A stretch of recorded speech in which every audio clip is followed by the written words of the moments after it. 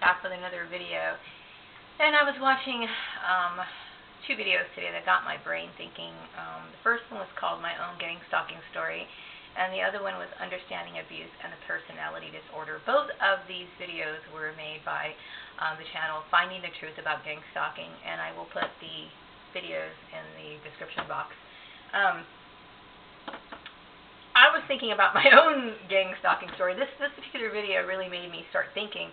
And the lady in the video describes some of the activities that were occurring, even going back as far as the 90s. And I myself, looking back, can also remember harassment that would occur in the workplace, as well as other places that that other people were in any social situation, but particularly at work, because that was pretty much my activity, my daily activity. And so I do understand that this is a form of abuse, and whether they realize it or not, it is. And it has started since I was a child. Now, at this point in my life, I'm looking back, because this is a very traumatizing experience. It is extremely traumatizing, extremely worrisome. And but you start seeking answers, so your mind almost immediately starts digging up things from the past, and I do realize that this is a form of abuse. Many people think that they're not abusing their children because they're not hitting them, but yet they are creating psychological abuse that is 10 times worse than anything physical could ever take place. I'm going back to some of my jobs, even in the early 90s, and even my first job, working at a pizza place, I did realize that there was a lot of tension that would go on there, and that, to me, was unwarranted. I was just a teenage kid going to work, and then I'd have to deal with these negative comments.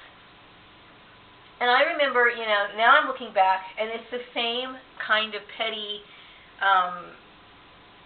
bullshit. Like, I remember working at a burger place when I was, seriously, I mean, the memories are just flooding back. And I remember working at a burger place, and a girl coming up to me, and it's so funny that I was thinking about this, a girl coming up to me and telling me that I was like Little Miss, I don't know,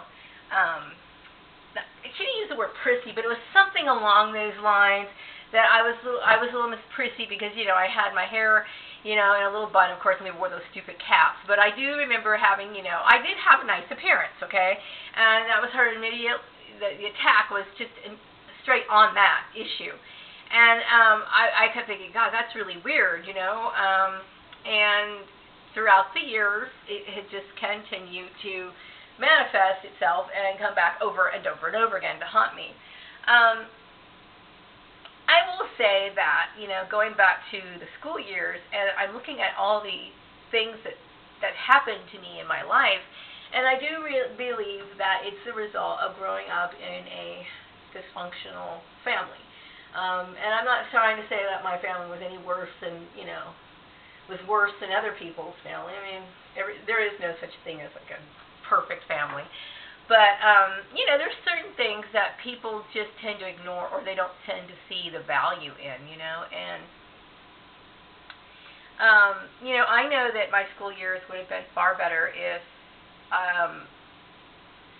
my siblings were not constantly doing things to sabotage it. I do think that of all the siblings, I think I was just naturally curious, and I remember easily making friends when I was younger. But those friends never really stuck around because, I think in my family's mind, to this very day, they felt a sense of competition, because if I had a friend or if I had a playmate, they felt like I was getting something that they weren't, and so it was just immediate sabotage, and I'm looking back, going back to kindergarten even. I mean, when something like this happens to a person, you're traumatized, okay? I am extremely traumatized, because I can't understand how they couldn't see that I was trying to raise a kid all of these years, and I mean, I can understand. I know they were messing with me when I was younger, okay? But when I had a kid, and I'm going to work every day, and I'm trying to do my best, and they're coming in here at the workplace and creating problems for me, or making me feel like I'm going to lose my job. I mean, I can't tell you the kind of worry that puts on a person. And it is good to know. I mean, it's not good to know. I mean, it's actually sad and really depressing to know that there's other people who are in gang stalking situations or coming from similar backgrounds. The more you start talking about this, the more you start seeing that there's other people who are going through this. And I'm not saying that all gang stalking starts from families, because, you know, a lot of times it's just it could be an employer who just gets pissed off and comes after you, or in my case, it was my family that initiated this. And I'm trying to get over it, but I will tell you that dealing with, and then understanding that it is abuse, okay? I never realized it, but like I said in one of my other videos, it seems like there were several people in my life that tried to tell me that I was an abused person, but I didn't acknowledge it. I didn't think of it. I mean, I really grew up thinking that that was completely normal. But it is abuse. I mean, when you withhold information that affects somebody's life the way that it has affected mine. I mean, this is my job, okay? This is my ability to take care of myself, okay? This means to not me that somebody made a decision for me to not have any sort of future or a decent paying income so that I could basically die and have a proper burial, those sort of things that were important to me. And aside from that, you know, I missed out on a lot growing up. I mean, I didn't go to a prom. I didn't have, you know, a lot of the things that other kids got to take advantage of. And at the time, I really didn't give a shit. But now the older I realized, I was like, well, you know, that would have been nice, even though it probably sucked. But, you know, it still would have been nice. And for someone, my family, to come and take that from me, I mean, it is extremely traumatizing, and it is definitely a form of abuse. And that's my reason why I cannot overlook that. Because through the years, I see that they've taken not only my job away, they have taken away any social life that I could ever have possibly had. They destroyed my years as a child, as a teenager, as an adult. They ruined the years that I was trying to raise my son. What they've done to me cannot be replaced. It cannot be repaired. And a simple "I'm sorry" is not going to cut it. It just isn't.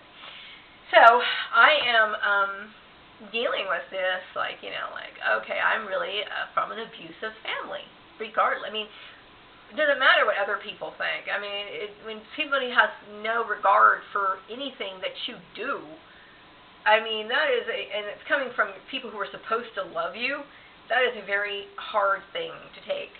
So, my gang stalking has started in childhood, okay? But I never realized it was called gang stalking back then. It was more just, you know, rumors and intimidation and being bullied from my siblings. But I do remember in grade school, you know, losing friends abruptly and for no explanation, no reason.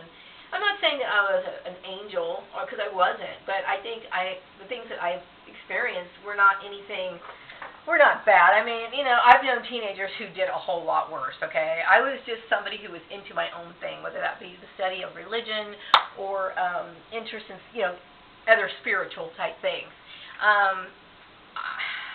I don't think that I was any, I mean, I was different, but what I mean by that is, what I mean is I don't think the things that I did in the household warranted the sort of abuse that I received, okay? Because pretty much I did what just most teenagers do. You know, sometimes I'd come home late, you know, because I was goofing off or doing something, and you know, I did ditch school when I was younger, okay? But a lot of kids do, okay? Nothing warrants this, okay? So it is a form of abuse. And I do think that sometimes when people are pregnant and they express their discontentment or their frustration or their desire not to have a kid, it can spread throughout a family unit, just like it can spread in the workplace, you know. And, you know, you end up being the brunt of everybody's problems, and, you know, and they want to sabotage everything that you do because it makes them feel better if they take you down a notch, you know. That is the most traumatizing thing to deal with, okay? Like, you know, I honestly wake up in the middle of the night and sometimes in the morning and I think, what the hell? I mean, like, what just fucking happened? The trauma it's traumatizing to be mobbed at work. It's more traumatizing when you were mobbed at work for something that was wrong in the first place, and then you leave that employer, and then they're trying to fuck your life over they're trying to fuck your life over for something that doesn't concern them, and they were in the wrong in the first place. So then they want to play games with you and like set you up for these jobs and traumatize you and the constant trauma. And it's like, why are you continuing the abuse that my family, started? Completely unwarranted. And that's very traumatizing, because knowing that your family didn't wish you well. So I really enjoyed these two videos. I will put them in the description box because it did get me thinking, and it might get you thinking about your gang stalking story. And if you're not gang stalked, then maybe you could relate to understanding, abuse and personality disorders. I do understand that mental illness in so many different forms is very common, okay?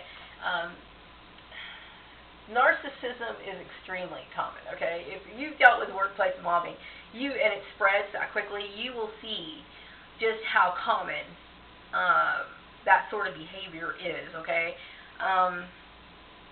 It is, you'll never forget it, okay? But the good thing about this is that I'm right about this situation, and I am very puzzled. I'm extremely puzzled as to why. There's so many elements to all of this, and the trauma is just so overwhelming. And like sometimes I think, I know the girl at Murray's place, Selena. I know she was involved in it, okay?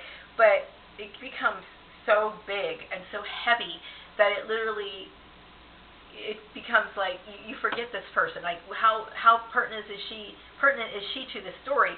And you start thinking of all the situations, and it's really weird. Okay, I can't explain how complex it really is, but I will tell you that it's overwhelming for me, because there's so many people involved in something that I consider to be a major life decision that nobody has the right to touch, and that is the hardest thing, that somebody would make a major decision for you, and they had no regard for who you were as a person, and just decided to basically run your life. I'm at a point right now where I feel like I don't know what role people have in my life at all anymore. I went to a place on Saturday, and I was like, they were playing music or whatever, and I was outside. I was very glad to be outside, but I really couldn't feel any connection to what was going on around me. It was like I was in my own world or something. It's very heavy, this mental baggage that I'm carrying, because it is extremely traumatizing to know that all of this shit that I'm dealing with originated from my flesh and blood. That's the hardest thing to deal with. And then just the absolute cruelty and insensitivity, and this, I can't even understand why somebody would want to change or manipulate my employment. That's all I had, and how somebody could do something like that is just too much. So when you experience something that traumatizing, you can't help but feel like dead when you meet a new person. I know in the past, like when I meet someone new, it's like really interesting. I grill them with all these questions, and we would talk and everything. And I'm just like, I don't know what to think about people anymore. I just don't. I don't know about them anymore. And I keep thinking, okay, are you ever going to get better? Are you going to change? Are you ever going to feel like you want to go out and do stuff? I don't fucking know. I really don't know. I can't tell you. But some people might minimize this, but this is an extremely traumatizing situation, because all these jobs that I've had, and like I would work really hard and do things right, and I would just get nothing but shit for it. And to find out that this is coming from my family because they're too cowardice to come out and express what they really want. And what they really want is not their place in the fucking first place, because I'm a goddamn adult, It's too much. It's just way fucking too much to live with on a day-to-day basis. And then have to go to a job, which is just another form of the trauma, and it's like the residual of it. It's like this is like the end result of all the abuse, and you're there and you know why you're fucking there. Because it's not the job that you picked, and you had to get the job because there was nothing else, okay? Because this bullshit that happened, And so being there is another traumatizing issue, because it's a part of your stocking. I mean, it is what it is, right? But I can't say that I'm not. I mean, I'm happy to have a paycheck, but at the same time, I'm not stimulated. I'm dealing with extreme amounts of boredom. It's so wrong for a person to make a decision about a person's future, their life. I mean, I'm 45 years old. How dare you play with my life, especially at this age? I can't overlook that. But I'm trying. I know when you are a targeted individual, and I've had this issue in the past. I don't go to the doctor. I just don't. Fuck doctors. I won't go to them because just like a lot of people who are targeted individuals, if somebody's in on your targeting and they don't like you, they will poison your food. I mean, why wouldn't they? They have absolutely no regard for who you are as a person. Why wouldn't they poison your food? And I do recall many years ago going to a doctor who gave me a shot that I didn't ask for. I took my son in for a physical or a routine, whatever. And the next thing you know, this dude's like, injecting something into my thigh. And he first asked me about a birthmark, and I explained that I was born with it. And then he took something and just pierced it inside my thigh. Now, I would think that a doctor would never resort to that sort of behavior, right? But, he's only a person. So if there's rumors circulating and he just thinks you're the scum of the earth, why wouldn't he do that? So I don't trust it anymore. I don't trust anybody at this point. You become a hermit, basically. I mean, and why the hell should I trust people? If your own fucking family is that low enough to put you in this situation, what good can the other person be? Any other person be? And how could I think otherwise? It's quite traumatizing. So I'm trying really hard, to do mental exercises so I don't have to fucking deal with this shit anymore. But I am glad that I found out what the root of the problem is. And I know that it wasn't my fault, and I know that I did the best I could, and I did everything right. But it's still quite heavy to deal with, I will say. But it is a relief to know that it's not my fault. I come from a weird family, and I can't feel bad about that. I had no choice in the matter. But anyway, I'd like you to check out these 2 videos, and I'm going to wrap this up, and I do hope that you have a wonderful day. Take care. Bye-bye.